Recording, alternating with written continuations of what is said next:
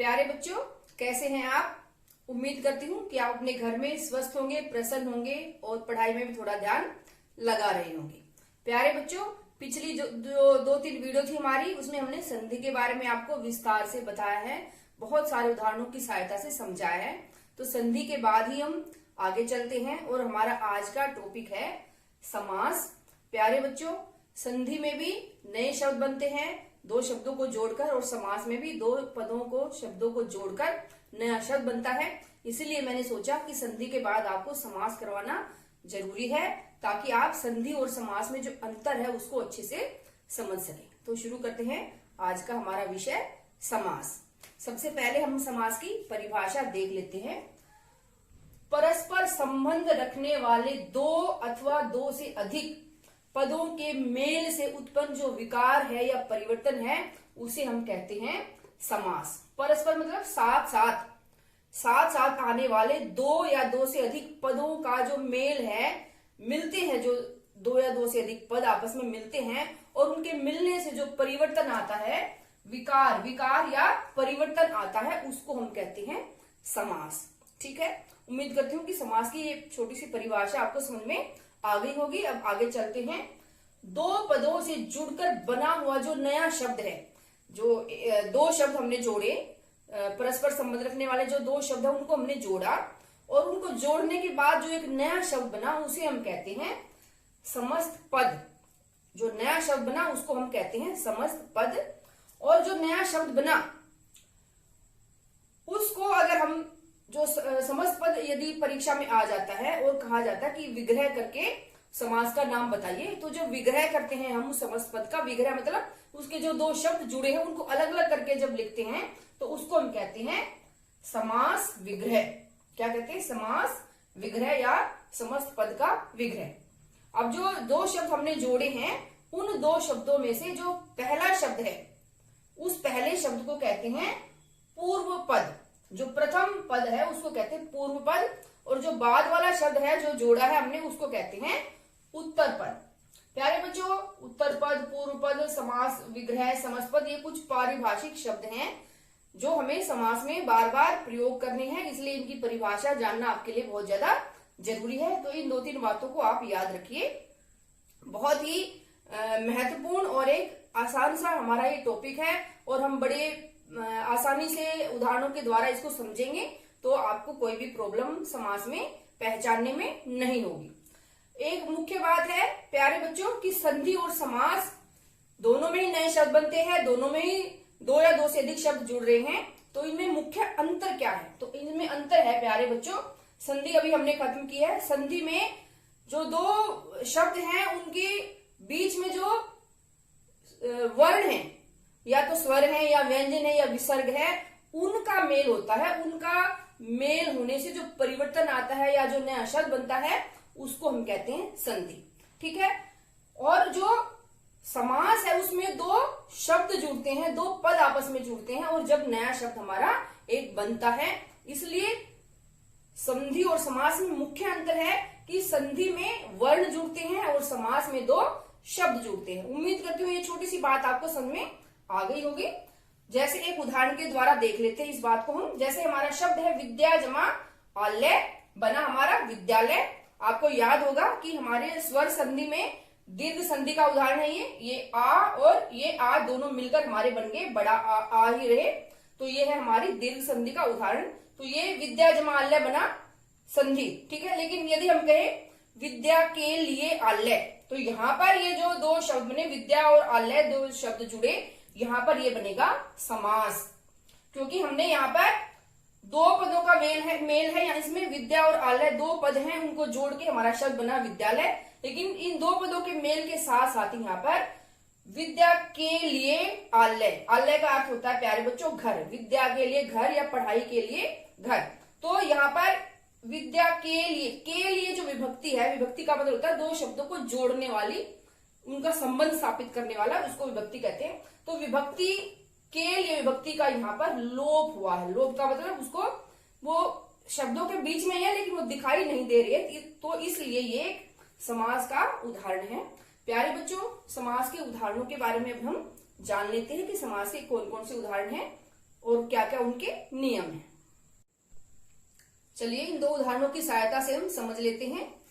जैसे हमारा समस्त पद है राजकुमार, ठीक है, समस्त पद मतलब दो शब्दों को जोड़कर जो बना है वो है हमारा राजकुमार। अब इस राजकुमार जो समस्त पद है, इसमें जो राज शब्द है, राज जो पद है उसको हम कहेंगे पूर्व पद।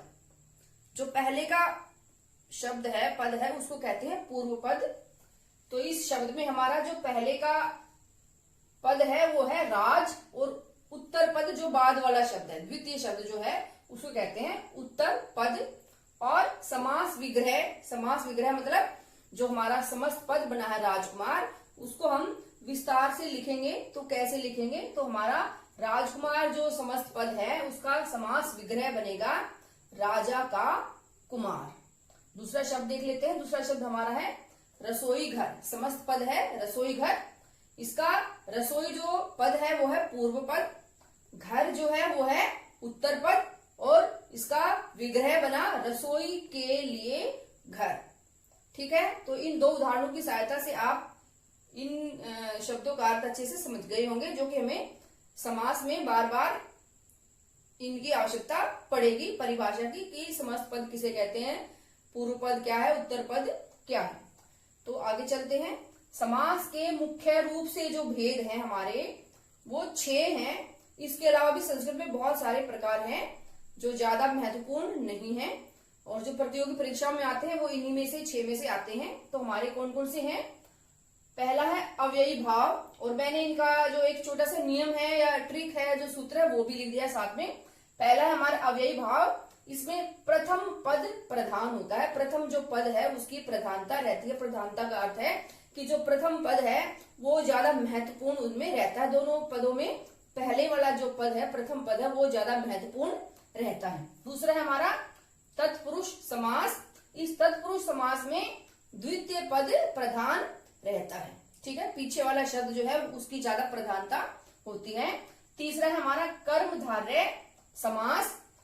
कर्मधारय समास और द्विगु समास, इन दोनों में ही द्वितीय पद की प्रधानता है। तो इन दोनों को ही तत्पुरुष समास के अंतर्गत भी माना जाता है। मतलब मुख्य समास तत्पुरुष समास, और इसके अंतर्गत ही कर्मधारय और द्विगु समास को भी माना जाता है।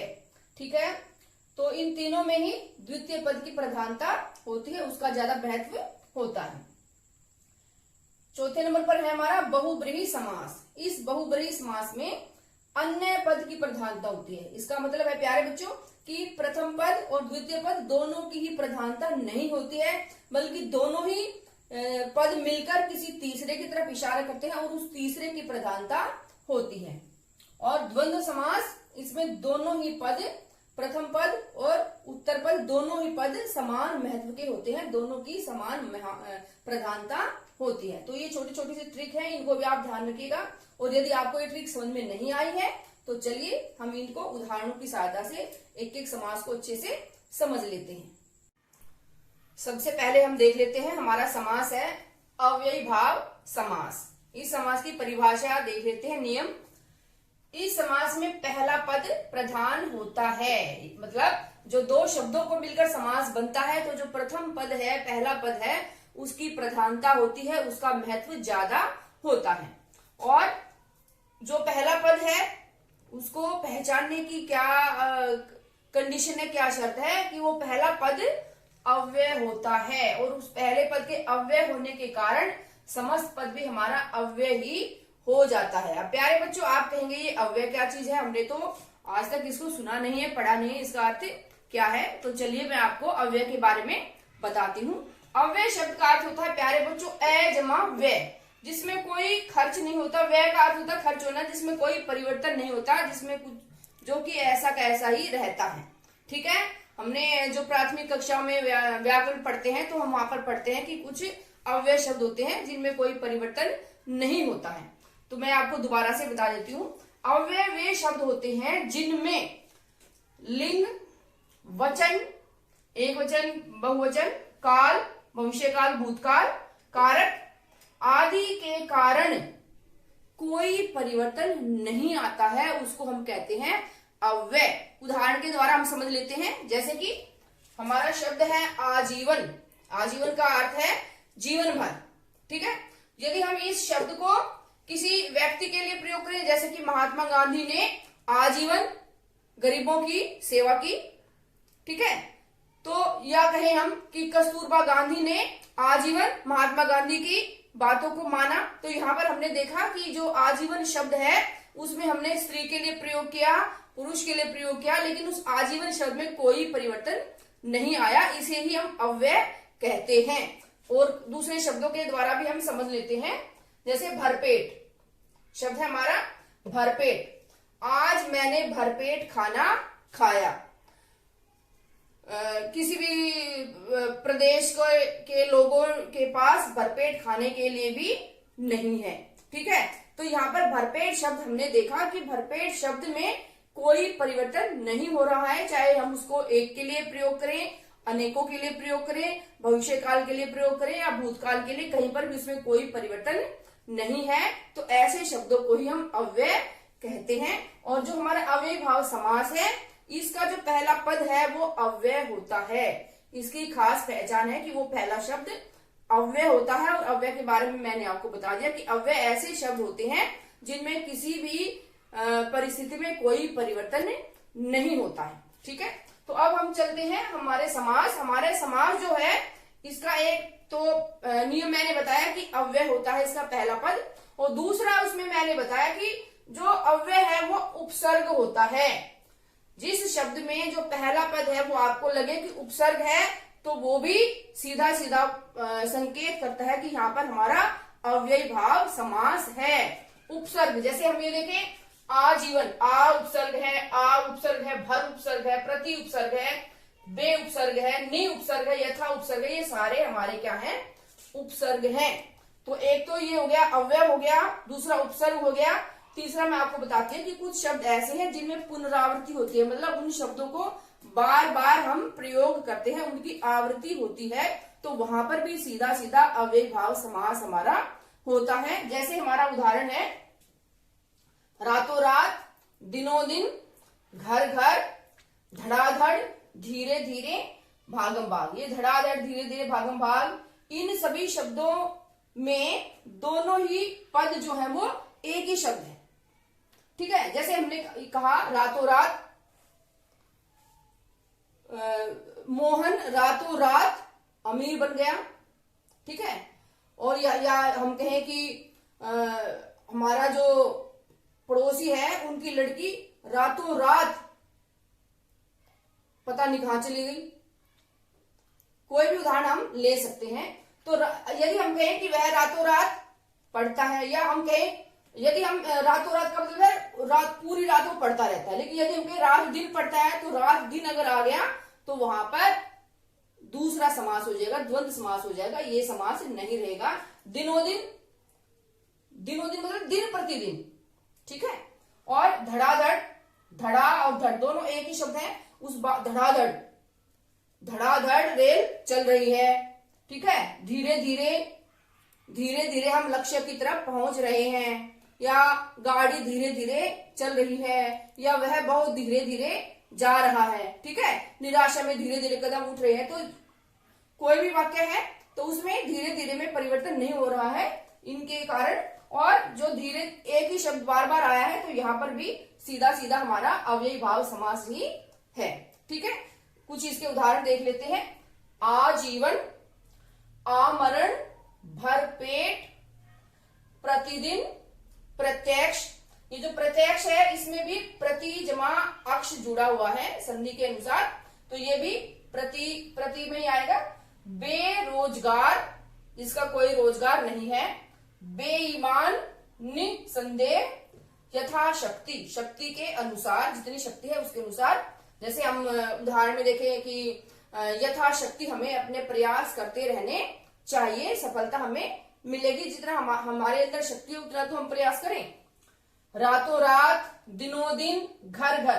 कई बार बच्चों ऐसा भी होता है, जैसे धीरे धीरे है, घर घर है, इनके बीच में लगा होता है, डैश लगा होता है, तो योजक चिन्ह लगा होता है। तो कई बार बच्चे ये याद करते हैं कि जहां पर भी योजक चिन्ह है वहां पर सीधा सीधा द्वंद्व समास है, तो यहाँ पर ऐसा नहीं है। द्वंद्व समास का अलग नियम है, दोनों ही पदों की प्रधानता होती है, दोनों ही पद या तो विलोम होते हैं या बराबर के होते हैं, लेकिन यहाँ पर ऐसा नहीं है। यहाँ पर एक ही शब्द को दोबारा लिखा गया है और बीच में अगर डैश आ गया है तो वहां पर द्वंद्व समास ये नहीं है। इस बात का भी आपको पूरा ध्यान रखना है। यथा समय, यथा बुद्धि, बाकायदा, प्रतिपल, यथा नियम, नियम के अनुसार, धड़ाधड़, धीरे धीरे, भागम भाग, ये सारे ही अव्ययी भाव समास के उदाहरण हैं। तो उम्मीद करती हूँ कि इन उदाहरणों के द्वारा और इन अव्यय, उपसर्ग, पुनरावृत्ति, इनके द्वारा आप प्रतियोगी परीक्षाओं में फौरन पहचान लेंगे कि ये अव्ययी भाव समास का उदाहरण है। अगला समास है हमारा तत्पुरुष समास। इस समास पे थोड़ा सा ज्यादा ध्यान देने की आवश्यकता है प्यारे बच्चों। इसके ये थोड़ा सा बड़ा है, लेकिन घबराने की आवश्यकता नहीं है, बड़े अच्छे से आपको समझ में आ जाएगा। तत्पुरुष समास का पहला पद गौण और दूसरा पद प्रधान होता है। प्रधान का अर्थ तो आपको समझ में आ गया होगा कि दूसरा पद जो है वो ज्यादा महत्वपूर्ण होता है, और गौण का अर्थ है कि पहला पद ज्यादा महत्वपूर्ण नहीं होता है। ठीक है। और इस समास को बनाते समय बीच की विभक्ति का लोप हो जाता है। विभक्ति का अर्थ है प्यारे बच्चों कि जो बीच के शब्द हैं जो आपस में संबंध जोड़ने का काम करते हैं उनका लोप हो जाता है, अर्थात वो लुप्त हो जाते हैं, वो खत्म हो जाते हैं बीच में से। और जिस कारक आपने सुना होगा, नहीं सुना तो कोई बात नहीं, मैं बता देती हूँ। कारक के अनुसार ही इस तत्पुरुष समास के भी अलग अलग भेद हैं। कारक के बारे में जान लेते हैं कि कारक क्या है। संबंध जोड़ने वाला, जो वाक्य में अलग अलग शब्द हमारे प्रयुक्त हुए हैं, क्रिया है, कर्ता है, कर्म है, और भी बहुत सारी चीजें हैं, उनके बीच में जो संबंध जोड़ने का काम करता है वो करता है कारक। क्रिया को करने वाला, संबंध जोड़ने वाला, क्रिया को करने वाला, अर्थात वाक्य में प्रयुक्त, वाक्य में जो शब्द या पद हमने यूज किए हैं, प्रयुक्त किए हैं, उनके साथ परस्पर संबंध जोड़ने वाला जो होता है उसको हम कहते हैं कारक। और कारक के अलग अलग भेद हैं, इसलिए इस तत्पुरुष समास के भी अलग अलग भेद हैं, क्योंकि कारक के जो चिन्ह हैं उन चिन्हों का ही इस समास में लोप हो जाता है, अर्थात वो बीच में से खत्म हो जाते हैं। प्यारे बच्चों, समास शब्द का अर्थ ही है संक्षिप्तीकरण। संक्षिप्तीकरण का मतलब शब्दों को कम करके लिखना, इसलिए उनके जो बीच के शब्द हैं वो लुप्त हो जाते हैं, खत्म हो जाते हैं। तो समझ लेते हैं। पहला है हमारा कर्म तत्पुरुष। जो हमारा कर्म कारक है उसमें को के द्वारा कर्ता से उस चीज का संबंध जोड़ा जाता है। तो जिन शब्दों में को विभक्ति का लोप होता है, को जो बीच में है वो उसका लोप होता है, तो वहां पर हमारा तत्पुरुष समास का कर्म तत्पुरुष भाग है। कर्म तत्पुरुष, जहां पर कर्म लोप हो गया है, लुप्त हो गया है, जो कर्म का चिन्ह है। जैसे हमारा शब्द है स्वर्गगत, ये हमारा समस्त पद है, तो ये है शब्द स्वर्गगत। ग्रामगत, सुख प्राप्त। तो इन शब्दों को आज जब आप विग्रह करेंगे तो इनके बीच में को शब्द आएगा। जैसे स्वर्गगत, स्वर्ग को गत, गत का अर्थ होता है प्यारे बच्चों जाना, स्वर्ग की तरफ जाना। जो जिसकी मृत्यु हो जाती है वही स्वर्ग की तरफ जाता है। तो स्वर्गगत, स्वर्ग को गत। ग्रामगत, ग्राम को गत, ग्राम मतलब गांव, गांव की तरफ गया हुआ। सुख को प्राप्त, सुख प्राप्त। तो ये जो शब्द है ये समास के द्वारा ये शब्द बना है सुख प्राप्त। तो इसमें को शब्द का लोप हो गया है। तो जहां पर को शब्द का लोप हो गया कर्म कारक के द्वारा, तो वहां पर हमारा कर्म तत्पुरुष समास आएगा। ठीक है। अगला है हमारा करण तत्पुरुष समास। जो करण हमारा कारक होता है उसमें से और के द्वारा कारक चिन्ह होते हैं। ठीक है। तो जहां पर हमारा करण तत्पुरुष समास होगा वहां पर उन शब्दों में से और के द्वारा जो विभक्ति चिन्ह है, इनको विभक्ति चिन्ह कहते हैं, कारक की विभक्ति चिन्ह। इन विभक्ति चिन्हों का लोप हो जाता है, अर्थात ये खत्म बीच में से हो जाते हैं। तो जो कोई भी शब्द है उसको आप बोलकर देखिए, उसका विग्रह करके देखिए। यदि विग्रह करते समय ये शब्द आते हैं से या के द्वारा, तो आप समझ जाएंगे कि ये जो उदाहरण है ये करण तत्पुरुष के उदाहरण हैं। चलिए देख लेते हैं। हमारा शब्द है रेखांकित। तो इस शब्द को जब हम विग्रह करेंगे तो आएगा हमारा शब्द रेखा के द्वारा अंकित। जो नीचे शब्द के नीचे लाइन लगाते हैं उसको रेखा कहते हैं, रेखांकित, अंडरलाइन जिसको कहते हैं इंग्लिश में। अंडरलाइन को हिंदी में कहते हैं रेखांकित, ठीक है। तो रेखा के द्वारा अंकित, तुलसीकृत, तुलसी के द्वारा कृत, कृत मतलब की गई, तुलसी के द्वारा, जैसे हम वाक्य लेते हैं कि रामचरितमानस तुलसीकृत रचना है, ठीक है। तो यहाँ पर तुलसी के द्वारा लेखांकित, लेख के द्वारा अंकित, ये कुछ उदाहरण मैंने ढूंढे हैं। इनके अलावा और भी बहुत सारे उदाहरण आप अन्य पुस्तकों में भी ढूंढ सकते हैं। तो जहां पर विग्रह करते समय हमें के द्वारा शब्द लगे कि यहाँ पर के द्वारा शब्द होना चाहिए, तो वहां पर सीधा सीधा हमारा कर्ण तत्पुरुष समास होगा। अगला है संप्रदान तत्पुरुष। जो संप्रदान कारक होता है उसमें के लिए उसका विभक्ति चिन्ह है, उसकी पहचान है के लिए। तो जिन शब्दों में हमें लगे कि यहाँ पर के लिए आना चाहिए, वहां पर हम सीधा सीधा है हमारा कि संप्रदान तत्पुरुष यहाँ पर है। जैसे हम उदाहरण देख लेते हैं। शब्द है हमारा विद्यालय, विद्या के लिए आलय, आलय का अर्थ होता है स्थान। रसोई घर, रसोई के लिए घर। हथकड़ी, हाथों के लिए कड़ी। गुरु दक्षिणा, गुरु के लिए दक्षिणा। यदि आप विद्यालय शब्द का विग्रह विद्या का घर करेंगे, इस तरीके से करेंगे, तो वहां पर आपका समास बिल्कुल गलत हो जाएगा, ठीक है। इसके अलावा और भी बहुत सारे उदाहरण आप पुस्तकों में देख सकते हैं। और कोई भी उदाहरण अगर आए परीक्षा में, तो आप उसका विग्रह करके देखें। अगर वहां पर के लिए शब्द आ रहा है तो संप्रदान तत्पुरुष का वो उदाहरण होगा।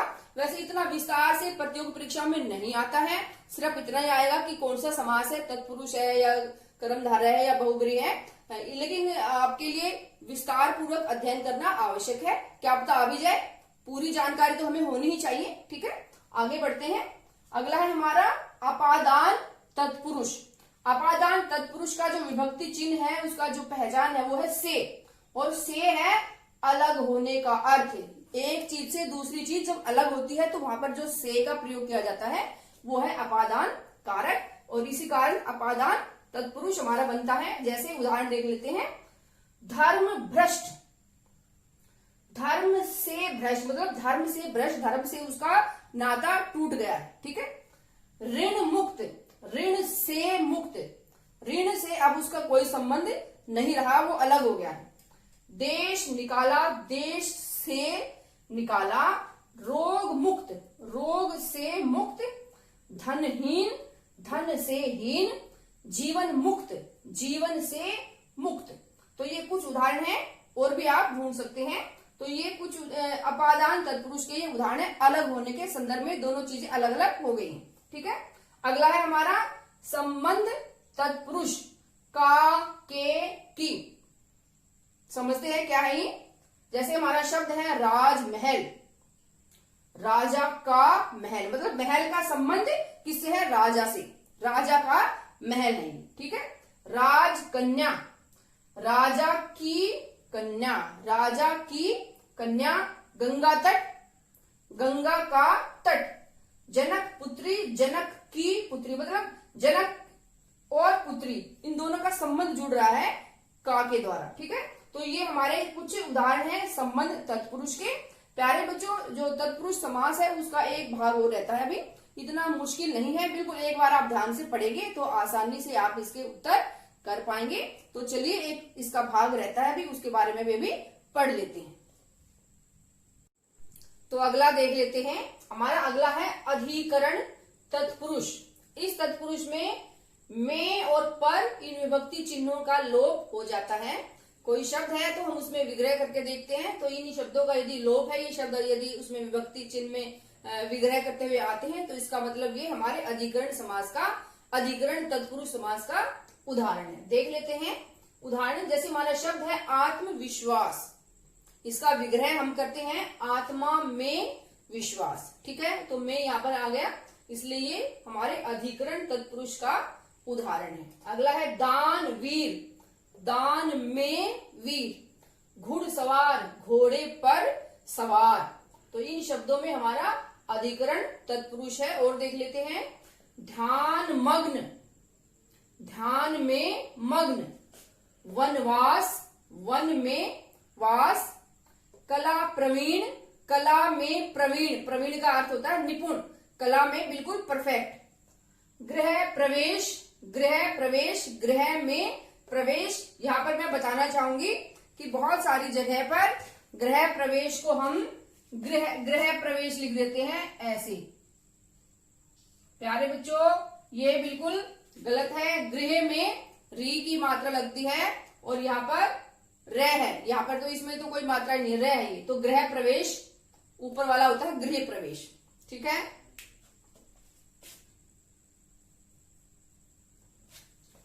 तो हमने अभी तत्पुरुष समास को देखा, जिसमें हमने कारक के हिसाब से उसके अलग अलग भेद जाने हैं। कारक के अलावा भी तत्पुरुष समास के कुछ महत्वपूर्ण उदाहरण हैं, वो भी हम देख लेते हैं। जैसे हमारे हैं अछूत, अभाव, अनहोनी।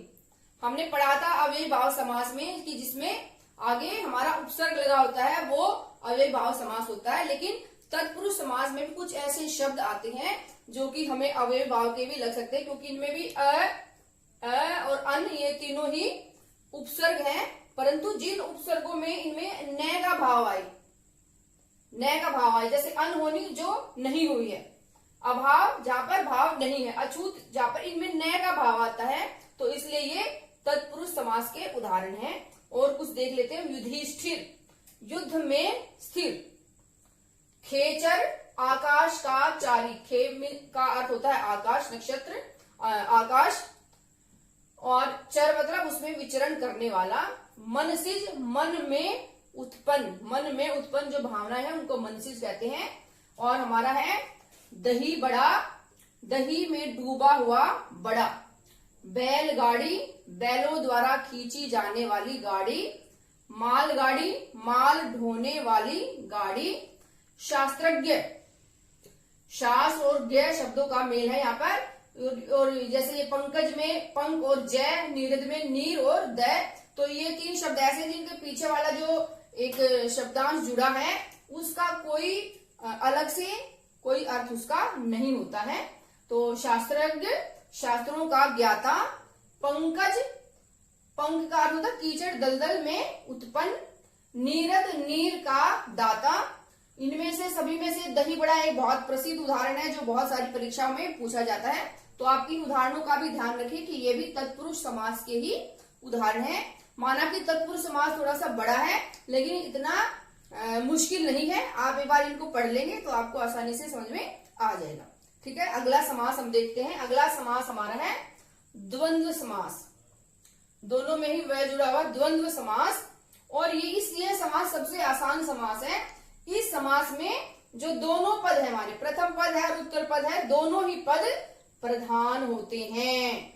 दोनों ही पदों में या तो विपरीत भाव है या दोनों ही पदों में द्वंद्व का भाव है, तो वहां पर हमारा, या दोनों ही का ही महत्व समान है, बराबर है, तो वहां पर हमारा द्वंद्व समास होता है। और जब हम इसमें योजक चिन्ह लगा होता है और इसमें योजक के रूप में और शब्द का हम प्रयोग करते हैं जब हम इस समास का विग्रह करते हैं। और इसमें सबसे महत्वपूर्ण ध्यान देने योग्य बात है कि जो दोनों ही पक्ष हैं वो प्रधान होते हैं। उदाहरण देख लेते हैं। जैसे हमारा है रात दिन, तो रात और दिन इसका विग्रह बनेगा। तो रात दिन, रात भी उतनी महत्वपूर्ण है जितना दिन महत्वपूर्ण है, किसी को भी हम कम करके नहीं आंक सकते हैं। ऐसे ही माता पिता दोनों का ही समान महत्व है। लाभ हानि, भाई बहन, राम लक्ष्मण, इनका विग्रह करेंगे हम तो आएगा राम और लक्ष्मण, भाई और बहन, लाभ और हानि, माता और पिता, रात और दिन। पति पत्नी दोनों का ही समान भाव है, दोनों ही बराबर के पक्ष हैं। तो यहाँ पर इस उदाहरण को हम एक और तरीके से याद करते हैं इस समास को हम, कि दो शब्दों के बीच में जब योजक चिन्ह लगा होता है तो वहां पर सीधा सीधा हमारा द्वंद्व समास है। लेकिन कई बार ऐसा भी होता है प्यारे बच्चों कि योजक चिन्ह नहीं लगा होता है तो वहां पर हम कंफ्यूज हो जाते हैं। तो सिर्फ योजक चिन्ह को ही आप याद मत रखिए, उसको भी याद रखिए कि दोनों ही पक्ष समान होते हैं। जैसे हमारा ये शब्द है देवासुर, तो यहाँ पर कोई योजक चिन्ह हाइफन नहीं लगा हुआ है, लेकिन इसका मतलब देव जमा असुर, देव और असुर, तो इसलिए इस शब्द ऐसे शब्द आ जाते हैं जिसमें हम उलझ सकते हैं। तो देवासुर शब्द में भी हमारा द्वंद्व समास है, क्योंकि देव और असुर दोनों ही समान प्रभाव वाले हैं। तो इस समास के और भी बहुत सारे उदाहरण हो सकते हैं, और एक बात के द्वारा और भी समझा जा सकता है, जैसे कि कुश्ती होती है तो उसमें उसको भी द्वंद्व युद्ध कहा जाता है, क्योंकि दोनों ही पक्ष उसमें बराबर होते हैं। और आपको पता होगा कि जब दो पहलवान लड़ते हैं तो उनका वजन किया जाता है और बराबर वजन वाले ही एक दूसरे के साथ लड़ते हैं। तो द्वंद्व समास का मतलब होता है दोनों ही पक्ष समान, दोनों ही पक्ष प्रधान, दोनों ही पक्षों का प्रभाव समान होता है। अगला समास हम देख लेते हैं। अगला हमारा समास है कर्मधारय समास। प्यारे बच्चों, इस समास का भी बिल्कुल आसान सा नियम है, बहुत जल्दी से आपको समझ में आ जाएगा। तो देखते हैं क्या है इसका नियम। इस समास का दूसरा पद प्रधान होता है और पहला पद इसमें गौण होता है। गौण का अर्थ है कि जिसका महत्व कम है, और प्रधान का अर्थ है जिसका महत्व ज्यादा है। तो इस समास में, कर्मधारय समास में, दूसरा पद प्रधान है और पहला पद गौण है। और दोनों पदों में, ये एक बहुत महत्वपूर्ण बात है प्यारे बच्चों, इसका आपको बिल्कुल जरूर ध्यान रखना है कि जो प्रथम पद और द्वितीय पद है उन दोनों पदों में या तो विशेषण विशेष्य संबंध होगा और या उपमान उपमेय संबंध होगा। जहां पर भी प्रतियोगी परीक्षा में आए या कहीं पर भी आए, जहां पर भी आपको ऐसे शब्द दिखाई देते हैं जिनमें उपमेय उपमान का संबंध है या विशेष्य और विशेषण का संबंध है, तो वहां पर सीधा सीधा हमारा कर्मधारय समास हो जाता है। चलिए कुछ उदाहरणों के द्वारा हम समझ लेते हैं और ये भी देखते हैं कि उपमेय उपमान विशेषण विशेष्य क्या है। तो देखते हैं। विशेषण विशेष्य, विशेष्य का अर्थ होता है प्यारे बच्चों जिसकी विशेषता बताई जाती है, जिस व्यक्ति की, वस्तु की, स्थान की जिसकी विशेषता बताई जाती है उसको हम कहते हैं विशेष्य। और जिससे विशेषता बताई जाती है, जिस शब्द के द्वारा किसी भी व्यक्ति, वस्तु, स्थान की विशेषता बताई जाती है उसे हम कहते हैं विशेषण। ठीक है, ये हमने प्राथमिक कक्षाओं में अच्छे से विशेषण हमने पढ़े हैं। अगला है हमारा उपमान और उपमेय। कोई प्रसिद्ध व्यक्ति है, वस्तु है या स्थान है, उसकी तुलना की जाती है जिससे किसी विश्व प्रसिद्ध या बहुत ज्यादा प्रसिद्ध किसी वस्तु से तुलना की जाती है। जिस वस्तु से तुलना की जाती है उसको कहते हैं उपमान। और जिस साधारण प्राणी या वस्तु की तुलना उस असाधारण प्राणी या वस्तु से की जाती है, जिस वस्तु की तुलना की जाती है उसको कहते हैं उपमेय, और जिससे की जाती है उसको कहते हैं उपमान। बिल्कुल ज्यादा कठिन बात नहीं है, आसानी से आपको समझ में आ जाएगी। तो जहां पर भी हमें विशेषण विशेष्य संबंध दिखाई दे या उपमान उपमेय संबंध दिखाई दे, तो वहां पर हमारा सीधा सीधा कर्मधारय समास हो जाता है। तो देखते हैं कुछ और भी उदाहरण। जैसे हमारा शब्द है पीतांबर। पीत का अर्थ होता है पीला, अंबर का अर्थ होता है वस्त्र। पीतांबर पीले रंग का वस्त्र। तो यहाँ पर जो वस्त्र है उसकी विशेषता बताई है कि वो किस रंग का है, उस वस्त्र की विशेषता बताई है, और उस वस्त्र की विशेषता है पीला रंग। तो पीला रंग यहाँ पर विशेषण है और वस्त्र हमारा विशेष्य है। तो पीतांबर शब्द में विशेषण विशेष्य संबंध है। ऐसे ही हमारा शब्द है काली मिर्च। अब काली मिर्च में मिर्च की विशेषता बताई है कि वो काली है, क्योंकि मिर्च तो हमारे पास और भी कई प्रकार की होती है, लेकिन यहाँ पर विशेष रूप से मिर्च की विशेषता बताई गई है, इसलिए काली मिर्च जो शब्द है इसमें विशेषण विशेष्य संबंध हमारे सामने आता है। ऐसा ही एक शब्द है हमारा नील कमल। अब कमल तो बहुत सारे रंग के होते हैं, लेकिन यहाँ पर किस कमल के बारे में हम बात कर रहे हैं, नीले कलर के, जो नीले रंग का जो कमल है उसके बारे में बात कर रहे हैं। इसका मतलब जो कमल है उसकी विशेषता क्या है, नीला रंग, नील। ठीक है, तो इसलिए इस पद में भी हमारा विशेषण विशेष्य संबंध है। अगला है हमारा नीलकंठ। नीले रंग का कंठ, जो कंठ है वो किस रंग का है, नीले रंग का है। तो कंठ की विशेषता बताई है कि वो नीले रंग का है, तो इसमें भी हमारा विशेषण विशेष्य संबंध है। ऐसे ही हमारा है राजीव नयन। राजीव नयन, तो इसका विग्रह हो जाएगा राजीव के समान नयन। प्यारे बच्चों, राजीव का अर्थ होता है कमल, कमल के समान नयन, कमल के जैसी आंखें। तो यहाँ पर इसमें आप देखिए पीले रंग का वस्त्र है और यहाँ पर राजीव के समान, मतलब जो नयन है, जो नेत्र हैं, उनको कमल जितना खूबसूरत, कमल जितना सुंदर बताया है। तो यहाँ पर जो कमल है, राजीव है, वो उपमान है और नयन जो है वो उपमेय है। तो जहां पर उपमान उपमेय का संबंध हो वहां पर भी हमारा कर्मधारय समास होता है।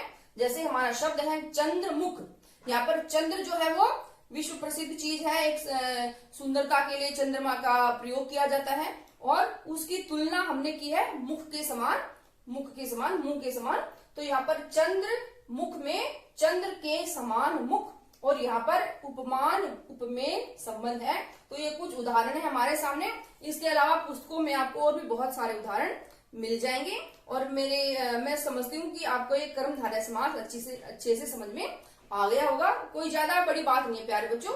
विशेषण विशेष से संबंध हो या उपमेय उपान का संबंध हो तो सीधा सीधा वहां पर हमारा कर्मधारय समास है। अगला समास है हमारा द्विगु समास। प्यारे बच्चों, द्विगु समास भी बहुत आसान है, बिल्कुल बहुत आसान सा इसका नियम है। इस समास में भी तत्पुरुष समास के समान ही प्रथम पद गौण होता है और द्वितीय पद की प्रधानता होती है। प्रथम पद गौण और द्वितीय पद की प्रधानता होती है। लेकिन इस समास को पहचानने का सबसे आसान तरीका है, सबसे बढ़िया तरीका क्या है कि इस समास का जो प्रथम शब्द है, पूर्व पद है, वो संख्यावाचक होता है। मतलब संख्यावाचक विशेषण होता है, संख्या का विशेषण उसमें होता है। जैसे हमारा शब्द है चौराहा, चौ का मतलब होता है चार, चार राहों का समूह, चार रास्ते जहां निकलते हैं उसको हम कहते हैं चौराहा। अगला है हमारा चार पाई, चार पायों वाली वस्तु, ठीक है। फिर है हमारा दशानन, आनन का मतलब होता है मुख, 10 आननों का समाहार, समाहार का अर्थ होता है समूह। त्रिनेत्र, 3 नेत्रों का समूह। पंचतत्व, 5 तत्वों का समाहार। सप्तशती, 7 शतकों का समाहार। शताब्दी, 100 वर्षों का समाहार। तो इन सारे शब्दों को आप देख सकते हैं। सभी शब्दों का जो प्रथम अक्षर है वो संख्यावाचक है, पीछे वाले की विशेषता बता रहा है वो संख्या के द्वारा, ठीक है। तो बहुत आसान ये समास है। अगला समास है हमारा बहुब्रीहि समास। प्यारे बच्चों, इस समास का भी बहुत साधारण सा नियम है, बहुत आसानी से आपको समझ में आ जाएगा।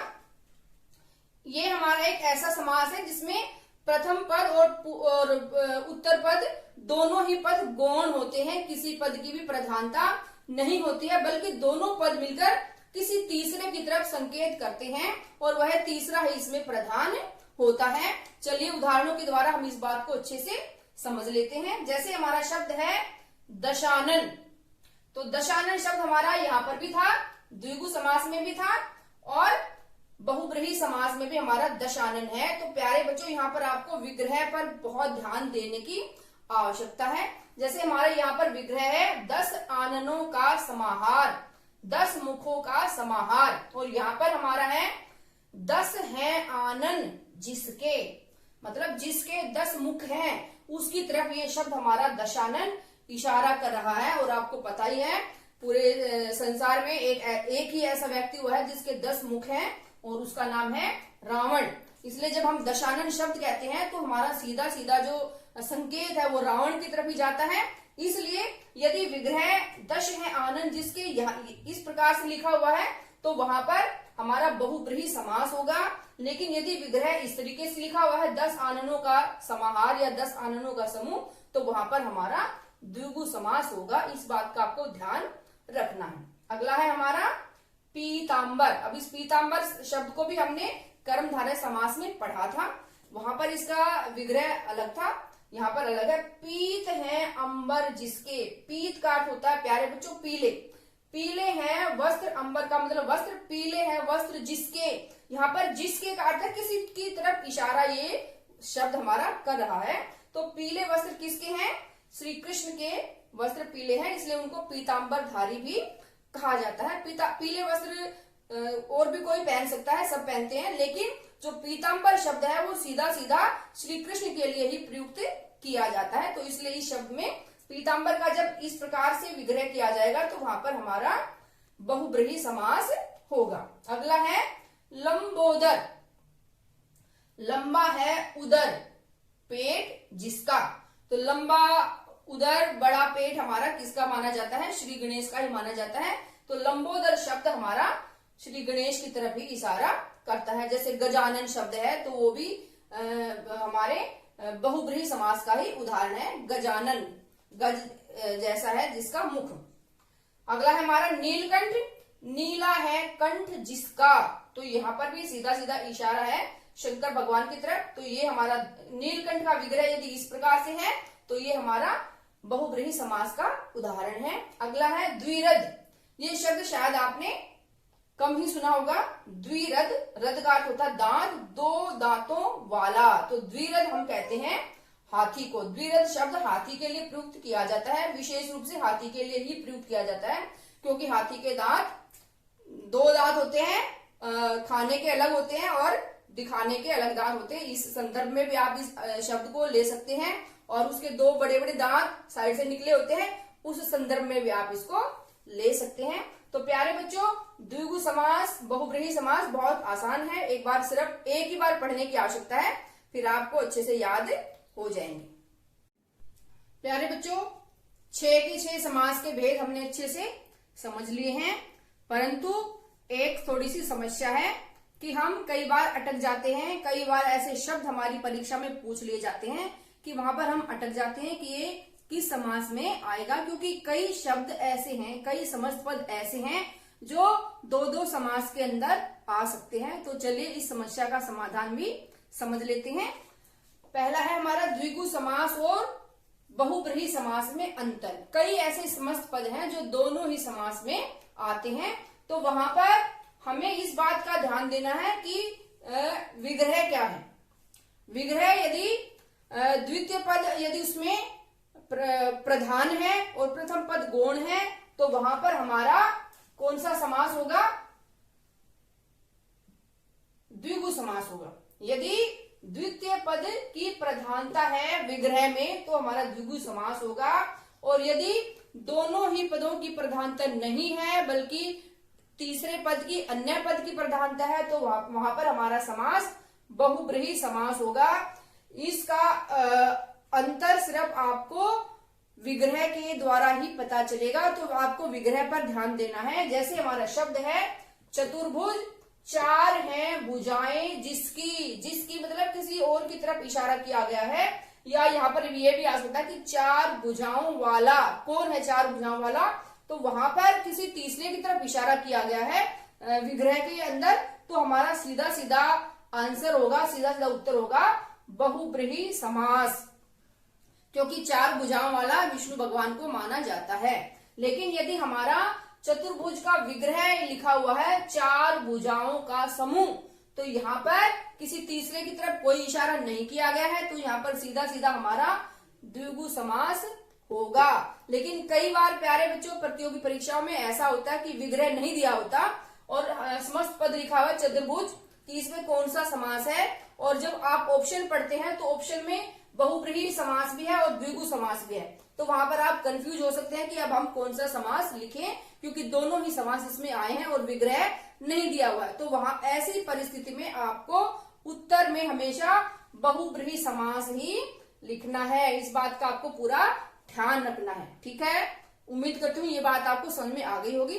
अगला एक पॉइंट और है, उसको भी देख लेते हैं। बहुब्रीहि और कर्मधारय में क्या अंतर है? बहुत सारे समस्त पद ऐसे हैं जो बहुब्रीहि में भी आ सकते हैं और कर्मधारय में भी आ सकते हैं। यहाँ पर भी हमें इस समास की तरह यहाँ पर भी हमें इस बात पर ध्यान देना है कि विग्रह किस प्रकार से किया गया है। जैसे हमारा शब्द है नीलकंठ। नीला है कंठ जिसका, या नीले कंठ वाला। तो वाला या जिसका के द्वारा किसी तीसरे की तरफ संकेत किया गया है, तो यहाँ पर बहुब्रीहि समास होगा। लेकिन यदि ये नीलकंठ का विग्रह इस तरीके से लिखा जाए कि नीले रंग का कंठ, तो नीले रंग का कंठ तो मोर का भी हो सकता है, किसी का भी हो सकता है, तो वहां पर हमारा समास आएगा कर्मधारय। लेकिन जब ये आए कि नीले कंठ वाला या नीला है कंठ जिसका, तो वहां पर सीधा सीधा हमारा बहुब्रीहि समास होगा। और यहाँ पर भी यही बात है कि यदि ऑप्शन में दोनों ही समास का नाम दिया हुआ है तो वहां पर आपको सीधा उत्तर देना है बहुब्रीहि समास। यदि विग्रह लिखे हुए हैं तो विग्रह के आधार पर ही आपको बताना है कि कौन सा समास है। लेकिन यदि विग्रह नहीं दिए हैं, सिर्फ समास का नाम दिया है, तो वहां पर हमारा आंसर होगा बहुब्रीहि समास। तो प्यारे बच्चों, जो समास का पाठ था हमारा वो आज खत्म हो गया है। मैंने अपनी तरफ से पूरी कोशिश की है कि मैं आपको बहुत सारे उदाहरणों के द्वारा अच्छे से समझाऊं। उम्मीद करती हूँ कि आपको अच्छे से समास का जो चैप्टर है अच्छे से समझ में आ गया होगा। यदि समझ में ना आए तो आप बार बार में वीडियो को देख भी सकते हैं और अच्छे से सारे नियमों को पढ़ सकते हैं, समझ सकते हैं। धन्यवाद।